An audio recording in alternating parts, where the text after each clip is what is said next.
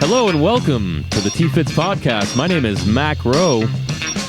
I'm joined, as always, by my good friend, sitting to my right. How are you doing tonight? I am fantastic. How are you doing? Oh, man. I'm feeling pretty good. I mean... Nice. You know, it's great to hear. The weather's great.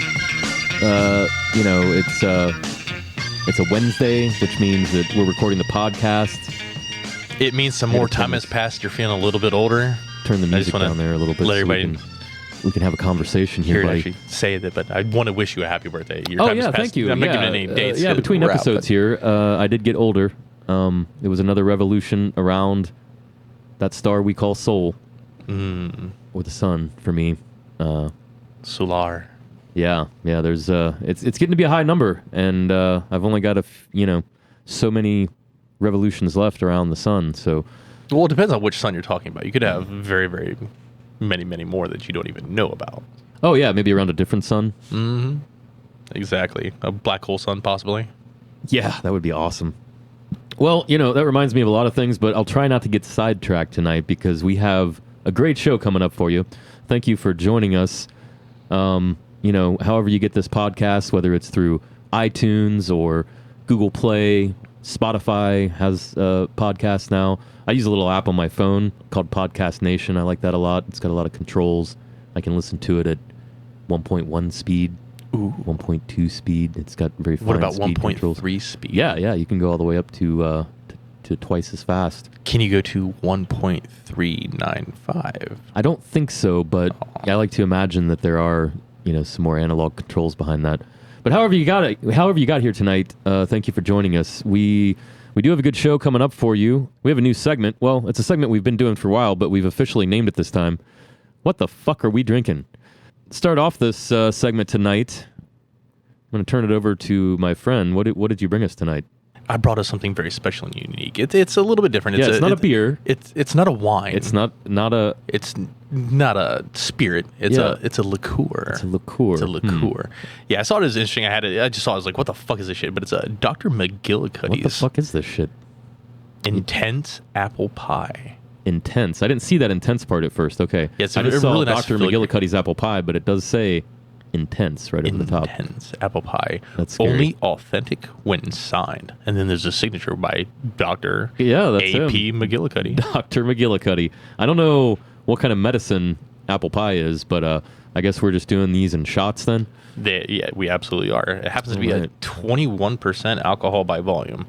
I'm going to wash this down with an ice-cold Leinenkugel canoe paddler. It's a Kolsch-style beer.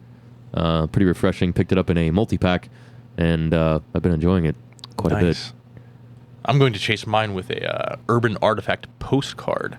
It happens to be a beer I brought over, but I got it out of your fridge. So Yeah, I like that can. That's a tight can. I love it because it's one of the minimalist cans where they just use the same can for everything and then create their own labels and slap a sticker label around it. Yeah, it feels like an expensive beer when you hold the can. Yes. Yeah. All right, well, here's to our good health and to the good health of all of you out there. Hold on, I got to do this real quick because this is going to lead into it too, but this is the cracking of the bottle. Oh. Ooh, yeah, that was nice. I like that. Yeah. Cheers, buddy. Cheers. Ooh, doggy. That is a spicy apple pie. Wow.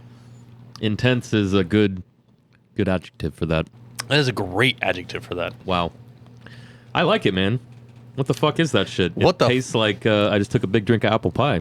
Well, see, I'm not getting apple pie off of it. I'm really not. Well, I see what you're saying about the spicy. It's like kind of a cinnamon, red pepper kind of spice that's it's really subtle, but it coats it on the way down. Well, that was my initial taste, was that spice. Yeah. Well, tell me something. I'm getting a little sugar on the afterwards, though. Tell me something, my friend. Yes, what would you like to hear? When you drank it, did it give you sort of a tingling sensation? It gave me some gurgling sensations. Okay. Would you describe it as moving downwards, following the line of your spine? Oh, I would, absolutely. Or perhaps in your shoulders? No, down my spine for sure. Did the sensation by chance spread to other areas with increasing intensity? The sensation spread to other areas with increasing intensity. How far did it reach? Was it like into your limbs and lower back? It reached through all of my extremities, down my limbs and back, through my fingertips.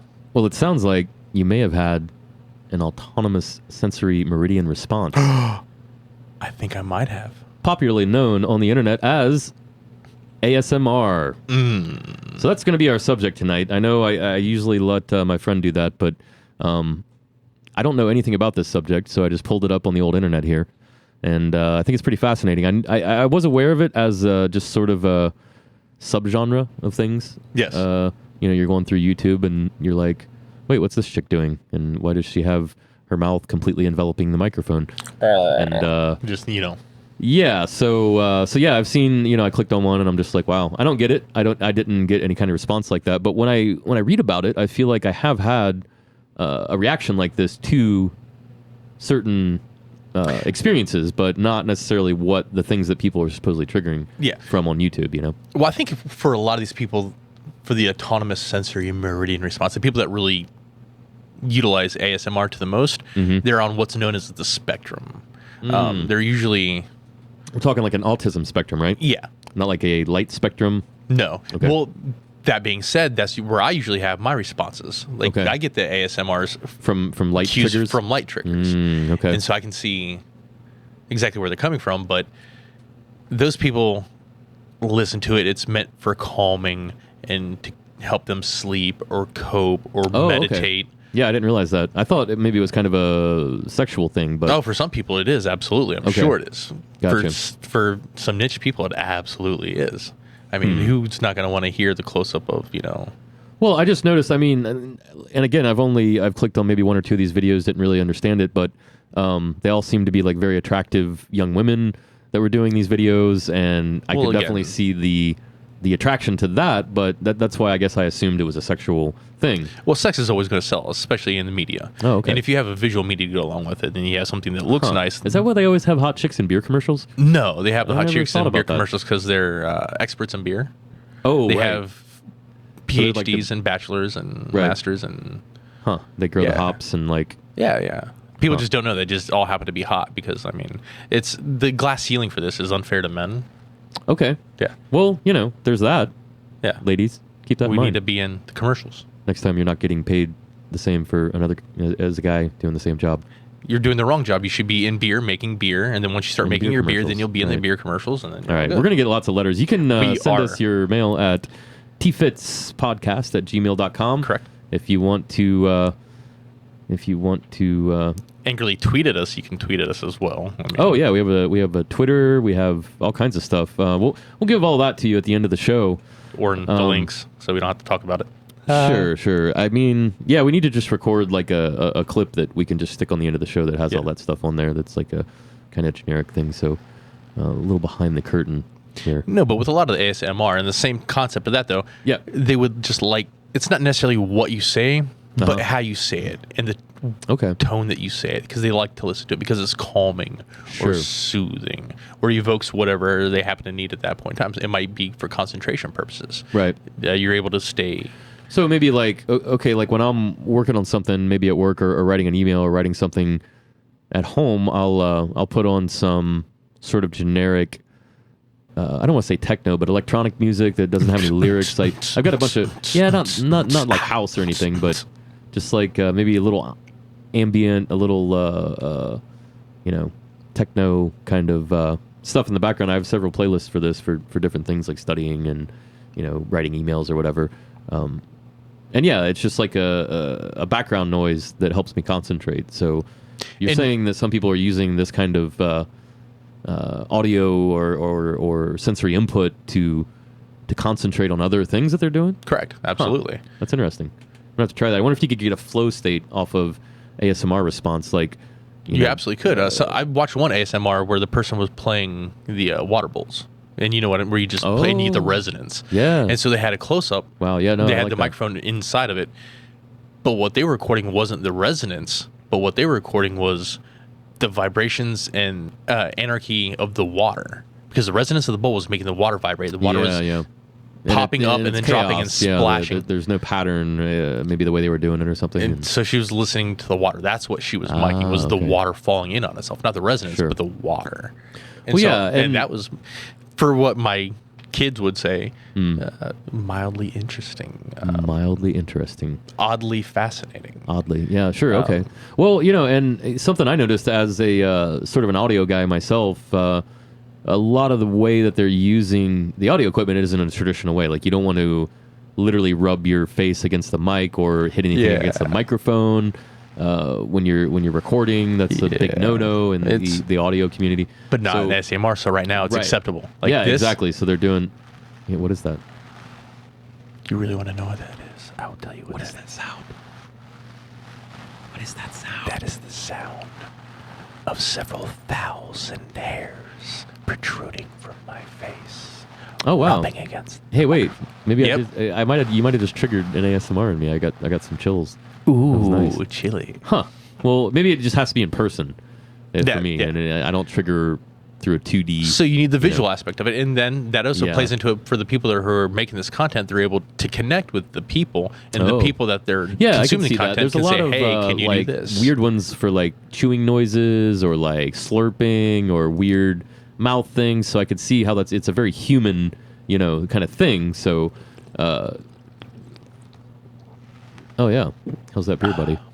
That beer is fantastic. Well, I definitely think that after this episode, you're gonna make your own spin-off ASMR podcast. I think I will. Called the fuck is this shit? ASMR. Called Dude's Beard Rubs Against Microphone. No, dude's beard rubs against everything. It's my beard rubbing against all sorts of random different things. Here's my beard against a cheese grater. Here's my beard against a coaster. Nice. Okay, well, look out soon, folks, for the TFITS, what the fuck is this shit ASMR channel? Yeah, well, we're going to do a spin-off ASMR podcast where we rub my good friend's beard against different things and record it. This dog. So we have to YouTube at that point. So. Yeah, absolutely. And that's the thing. People are able to visualize it. They're able to communicate with them. Yeah, so that's where the whole video aspect comes into it. Because this thing is born of... So maybe what we're now calling ASMR was already a thing, but the modern ecosphere in which these things propagate, your viral tweets or what have you, has allowed this to become a sort of phenomena where I don't think maybe it wasn't before. I mean, there was no possibility for cute girls to slurp things into microphones and let millions of people watch them up until very recently. That's exactly it. Now there's a form of communication. People are able to form a familiarity with people and form what they feel is a relationship, even though it might be one-sided on their end because they're watching this performer. This performer doesn't know who they are. Okay. But they're still forming this relationship with these people. Oh, okay. This is sort of a cam girl kind of situation, maybe. It could be. For some people, it absolutely is. Right. Yeah, I see. But it's not even necessarily a cam girl. It's more of a friend. Think of it that way. Okay. There are so many lonely people out there that don't communicate with other people, but they're able to do this via the internet. Mentioned earlier, the ASMR thing is big with people on the spectrum of autism. There's a big range. I think years from now we're going to look back at what we're now calling autism and the range, the same way that we now look back at how everything was classified as like schizophrenia or psychosis back in the day. Literally, the word hysteria comes from female panic, which has a root in the Greek word hyster. So hysteria meant like, oh, she's just having female problems, which is the way that doctors would say you're just on your period. Get over it. They would literally, like in the late 1800s, even in the early 1900s, they would, give women lobotomies or shock treatments just for the natural cycle of a woman's hormones from month to month. Some women experience that more extremely than others, and doctors didn't know what to do with that back in the day. I mean, we're going off on a tangent here, but I was actually hearing about that manual stimulation was literally a prescription from doctors in the late 1800s and all that kind of thing. Oh, so, it absolutely was. Where they would literally like manually stimulate the woman to get the demons out of her. Purge the hysteria from her system, which is she just needed to get laid. I mean, Yeah. Well, then they took a sharp turn and said that masturbation and sex was the root cause for everything, so not to do it at all. Yeah. And that kind of shot off in the other direction. But right. Well, and anyway, steering back towards ASMR, I mean, it's kind of interesting that people supposedly on the spectrum experience this more intensely than other people and have helped sort of create this community, this subculture of people that literally make a living doing this. I mean... Oh, yeah, they're making bank. And again, I don't know anything about this. If any of you have tuned in that are into the ASMR community, shoot us an email, tfitspodcast@gmail.com. Let us know who your favorite ASMR person is. We'll give them a listen. We'll review them. I mean, non-biased. I find it fascinating, and just like with influencer culture or whatever on Instagram, these things have been allowed to exist because of the I don't want to call it dissemination, but modern digital. The modern digital ecosystem has allowed people to group off in very specific ways that weren't possible before. Yeah. So all these people that enjoy this one specific thing now have a community online, like you're saying, easily able to get together. They would have, there's maybe segregated. say 700 people across, the 7 billion people that live on the planet that are into this one thing, but now they all know each other on Reddit or whatever. So, and I think that's awesome. And I think that it allows people to not feel alone in whatever weird thing gives you the tingles. Got to get them tingles. Speaking of tingles, you know what else makes you tingle? Alcohol? Well, whatever MDMA? This commercial break. This commercial break. Whatever this commercial break person. This commercial break will not make us tingle. I guarantee you that. You don't think so? Oh, absolutely not. I don't know. Well, whoever's dumb enough to advertise on this podcast would, probably have something that could make you tingle in one way or another. I know who this next advertiser is, and this advertiser has something for us to not tingle. Yeah, well, that's what their product is for. Right. Okay. Well, my friend here handles the business side of things, shall we say? So I would trust him on that. And we'll be right back after this break. Welcome back to the podcast. I'm glad you stuck around. It was fantastic. Wonderful advertisements. Your palms are dry and less hairy now, I'm sure. Let's bring it back around to the main topic, my friend. This flavor was great. It's sour and hazy. Oh, citrusy. Was your main topic beer? No, it wasn't. I thought we were talking about. I had to throw in this review because it's been a minute. Apple pie has kind of worn off. Oh no, I feel pretty good. I feel pretty good, but it's not, the apple pie flavor in my mouth still. I've been overcome with the sour of this Urban Artifact postcard. Sure, yeah. I don't taste it anymore. Has been shipped to me from a faraway land, and that faraway land said that Kellogg sucks. Yeah, full disclosure, folks, we took a little longer break than we normally do between the segments of the podcast, and so I've had exactly one beer and one shot at this point, and I'm feeling pretty good. Nice. Yeah, I mean, glad to hear it. I'm still professional. Absolutely. What are we talking about tonight? We were talking about, while we were taking a break, I was outside, and at this full disclosure, again, twice this episode, we record this podcast somewhere in the Midwest of the United States of America. And tonight, in the Midwest, the cicadas are so loud that I think you might actually be able to hear them on this recording, which might be great for people that enjoy cicadas and ASMR triggers. 17-year plagues. Yeah. There are people that enjoy that sort of thing. We won't get into that this episode, though.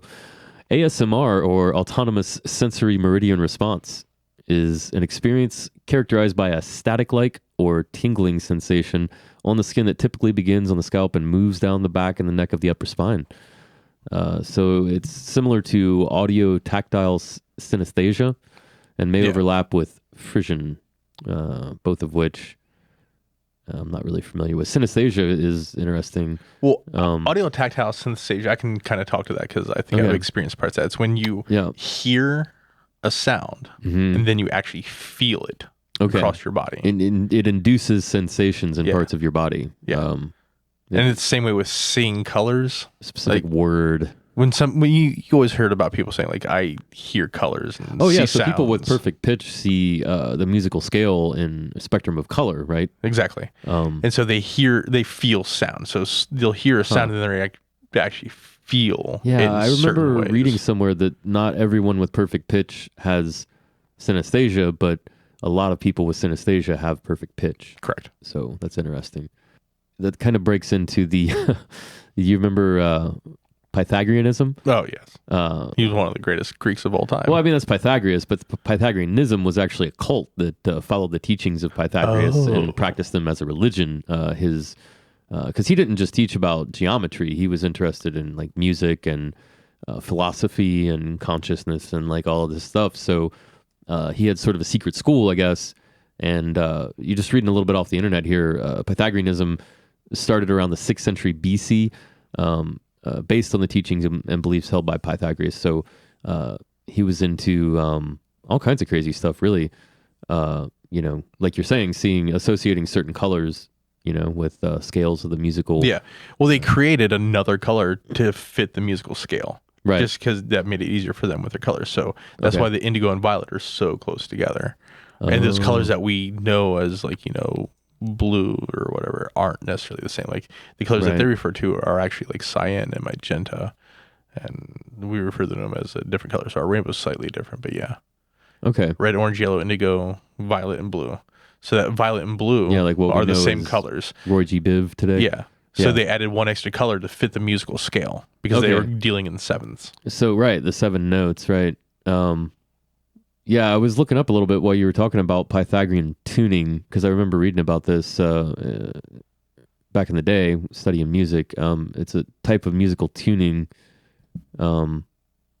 based on certain intervals, but yeah, these also would coordinate with the 7, what they believed at the time to be 7 planets, 7 colors in the spectrum, 7 notes in the musical scale. So this number held some kind of belief system in their mythology, I think. But sorry, we got off on a little side train there. Tangent.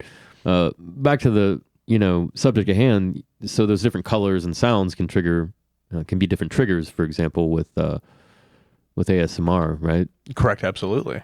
And that's why those ASMR videos aren't just relegated to just the sound. So the videos will be them crumpling up something. So you can actually have the satisfaction of watching something be destroyed, like a foam being made, bubbles forming, and then popping. Okay, yeah. And I've so heard about this with people opening packages. Like there's certain YouTube videos or stuff where they're like, they just open packages and talk about what's in the packages. And those unboxing videos, that's what you're talking about. Those, what the fuck are those? No, those are... Well, unboxing is kind of like tech porn, right? Like people that are super into tech and new gear and stuff. And I thought those were all about like, what's the latest, like coolest thing that I can't afford, They show you what's in them and how they're packaged and what they look like. And yeah, so you were saying you got kind of a ASMR response off of light, maybe, or color? Yeah, absolutely.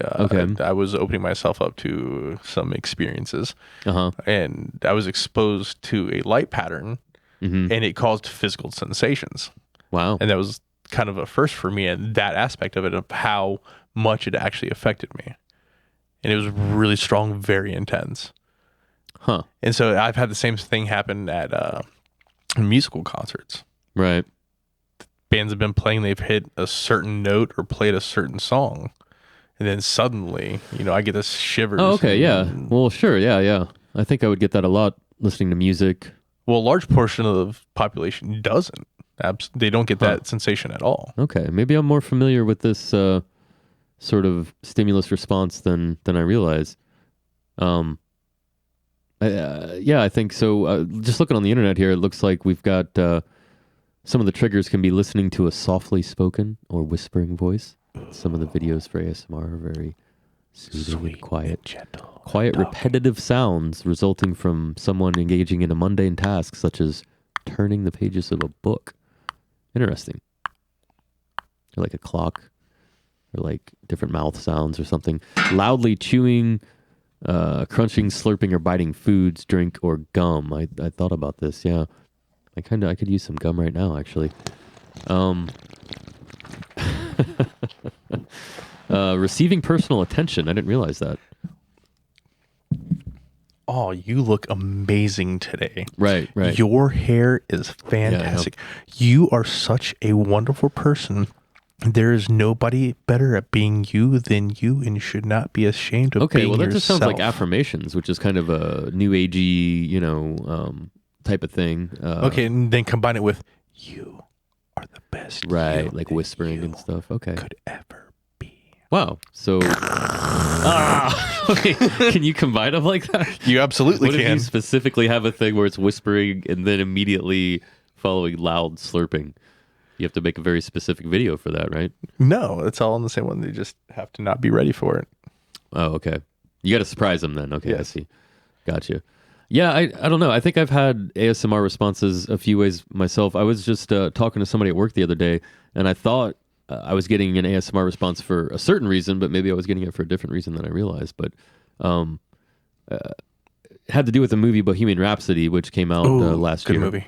And we were talking about the movie because this person had personally, we talk about movies sometimes at work, and when he saw it at the theater when it first came out, I saw him directly afterwards, and so he was still hyped up about the movie, and he was like, "Oh, you got to see Bohemian Rhapsody." And this is the kind of guy, like, we've talked about like Star Trek movies and like action movies. Yeah. So I didn't immediately think, ooh, Freddie Mercury. yeah, like he would really be into that, but he is a little bit older than me, so he's like of a certain age. He lived through probably it. young. He recognized it. So Queen probably came up whereas for me, like Queen wasn't around anymore really when I grew up, and I maybe saw the very beginning of I saw the very end of Queen at the very beginning of my life, but this guy might have seen their whole rise, so maybe he had some special reason to be interested. So it was just maybe he was at Live Aid. You never know. Exactly. Yeah. I mean, it was a really weird suggestion from him, and but when I saw him, I was like, hey, I had just seen the movie myself just like a couple weeks ago when it came out for streaming or whatever. So I thought it was amazing. I really like Rami Malek, and I really like Queen, so I think I was almost hesitant to see it because I either would have had such high expectations or been disappointed in whatever direction they took it. So yeah, but he was telling me all these parts about the movie he liked, about the the live concert, how close it was to Live Aid. There was like a side by side comparison, or something super that close. was phenomenal. Really crazy how close he got to the actual performance back in the day.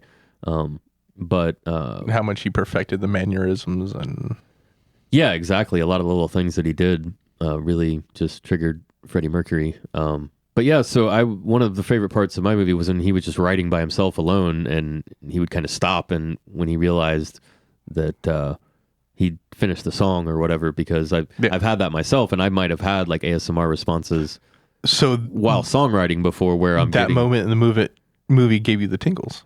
It did. When he was like finishing Bohemian Rhapsody, like the song, I really think it was like when he said, sometimes wish I'd never been born at all. Like that was supposed to be like him finishing the song. At least that's the impression I got. Like he'd been kind of working on it and playing with it throughout the movie, and he was finally like, that was the last line, right before the solo and everything and all the big operatic parts. So the first part was finished, and he was like, oh wow, yeah, that's good. And I think he was having an ASMR at that point, or he was at least acting like an actor does, like he was, and that triggered an ASMR response in me. And I hadn't really thought about it till we're doing this episode, so I just thought it was interesting. Oh, that is super interesting, especially considering. Yeah, and even I think when I was telling my friend at work about it, I was having a little bit of an ASMR response, like relating it to him, like how that was one of the favorite parts of the movie for me. So that's interesting. So I don't know exactly what would have triggered that. Is it just great art, or like great acting, or is it that song specifically, or that band specifically, or songwriting specifically, or is it the feeling that you get?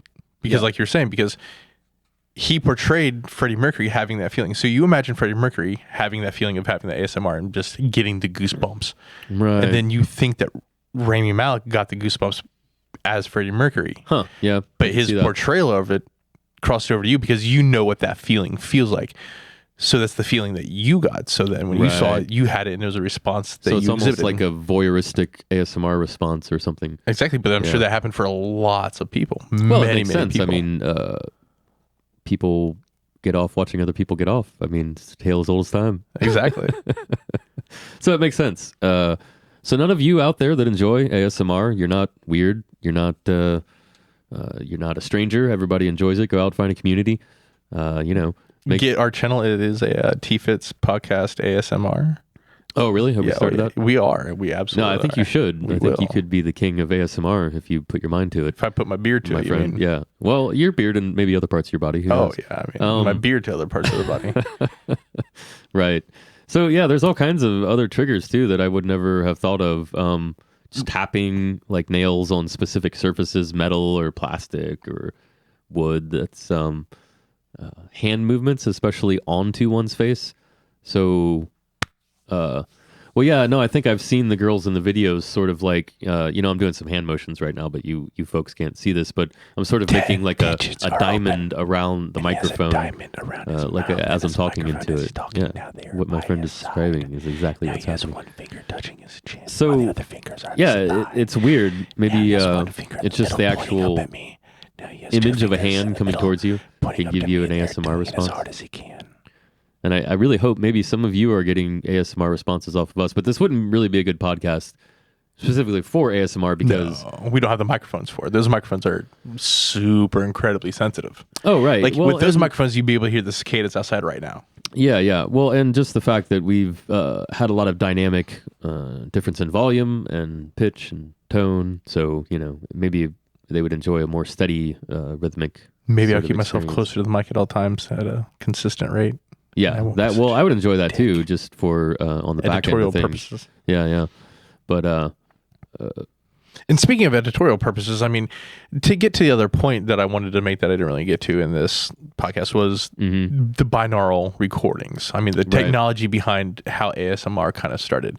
Of course, the microphones are necessary and they pick up very minute sounds. Right. But kind of a prerequisite for having these ASMR is almost having dual audio sources. It almost needs to be stereo because you won't get the effects that you need. It won't convey the sounds coming across. Yeah, we record in stereo. We record to a left and a right channel. So every, basically, a pair of headphones or car speakers or what have you will be able to play our podcasts and it'll at least sound somewhat the same. I'll be slightly to your left. My friend will be slightly to your right. And then you'll take 2 steps to your left. Yeah, and you're right in the middle 2 steps to your right. Of all this podcasting goodness that way. It's just the way we like to do things here. Mm-hmm. But with that technology, though, that binaural has then kind of expanded into... Yeah. So I'm familiar with binaural recording. You can simulate the acoustics of three-dimensional environment by sort of manipulating the left and right channels. So, there's all kinds of... I have a binaural app on my phone that supposedly has different frequencies for different, like relaxing or meditating or what have you. Yeah. Well, that technology also has expanded, just beyond being able to relax you. It's been able to use to engage you because they've implemented what's called ambisonic technology, and that's used mostly in like theaters because then you're able to designate sounds to specific seats. So depending on where you're sitting at in the theater, you're able to hear the movie in specific ways. And then they expanded that and they took that to, I think what the technical term at the time was 70. And that 70 was where you're able to interact with what's on screen. So then, like, let's say you're on a ride and you have the movie playing and it's able to track where you're at in your car, and then you're able to shoot the gun at the screen or whatever, interact with the screen, and then it tracks what your charts are and shows what your score is in the car. They had kind of games like this back in the day where you could just shoot your TV and interact with it. The Powertron, is that what it was? POWER. And you'd shoot, and then you had the spaceship, and the little man would pop out if you missed, and they shot you instead because you didn't dodge their missiles. Yeah. Right. No, but they've applied this more advanced technology into these rides. That's 70. And then they came out with like these, I think it's like a marketing term with the 8D and the 9D. And I think they're at the 10D now. Okay. So, I mean, this is where I'm getting with what the fuck is this shit? Because, I mean, what the fuck is this shit? Yeah, well, ambisonics goes back a lot farther than that. There's absolutely. You can, I mean, it's just basically full sphere surround sound format. Now, I'm sure there's lots of different modern variations of this, but specifically targeted audio has been around for years, and there's ways to weaponize this. Use it against the civilian population. Yeah. I think there's already some declassified CIA documents that go into. They can literally put a voice inside your head with a targeted speaker, or basically, and make you think that you're hearing God and do what God says. Yeah, so this is just a different form of that. You can trick the eyes into thinking it's in a 3D environment with 2 lenses, like they do with modern VR headsets. You can trick the 2 ears into thinking they're in a completely virtual environment. Correct. With just 2 channels of audio, if you're really good at what you're doing, I guess. Absolutely. I wasn't familiar with 10D until you introduced me to it, and I did listen to a track, and I can tell you it actually does sound like something's fully rotating around you, which But see, that's the scam. That's a marketing term right now. Like that's sure. They're only, like you said, only using the 7.1 channels to automate a lot of that, and using software basically. I'm sure because this can be done manually through a number of ways to again just trick your ears. I mean, you can listen to some pretty trippy music from back in the late 60s, early 70s, where those guys were just turning analog knobs and were able to simulate pretty crazy sounds. Famously, the Leslie rotating amp, it literally is a loudspeaker that rotates that will give you different sounds, but you can often, I had a Kurzweil keyboard that simulated a Leslie amp, and it really sounded like it coming out of two speakers. Yeah. So it's that was a beautiful keyboard. Pretty great. You can donate to the Patreon to get this fixed, and you can watch it getting fixed at TFITS Podcast, and we can use that in future podcasts. So please do. Yeah. So it's pretty interesting with ASMR. We kind of touched on synesthesia tonight and binaural recording, 10D audio. Hell, we talked about Pythagorean cult. Absolutely. I would like to explore that a little bit more. We could do a whole episode on Pythagoreanism. That might be coming up. I find it fascinating. Yeah. Make a note of that for a future episode. Send us a message at tfitspodcast@gmail.com. Let us know what you want us to talk about next. Synesthesia, Pythagoreanism, or do you just want more ASMR videos from my friend? I can make some more sounds right now. Send us an email at tfitspodcast@gmail.com. What's our Twitter again? Our Twitter is TFITS3, I believe. That might be changing, but I just wanted it to be right 3 now, because it was simple. At TFITS3. Yeah, I'll tweet back at you. I actually have that on my work phone. So getting paid to tweet. Yeah, he's a professional tweeter. I'm using that phone for other stuff all day. So a Twitter. It's not a big deal. Getting paid. You're a pro though. How many people are getting paid to do it, though? It's called multitasking. I can totally do it. Just because I'm doing it while my boss is talking during a meeting doesn't mean that I'm not paying attention to what he's saying, too. It's called multitasking. We are running out of time, my friend. No, we are not. We are not running out of time. Time is non-existent. We have to wrap it up for this. Give me a moment of time, please. No, I agree with you that time doesn't exist. But for this episode of the TFITS podcast, time is growing short. So do you have any final words for our listeners? I do.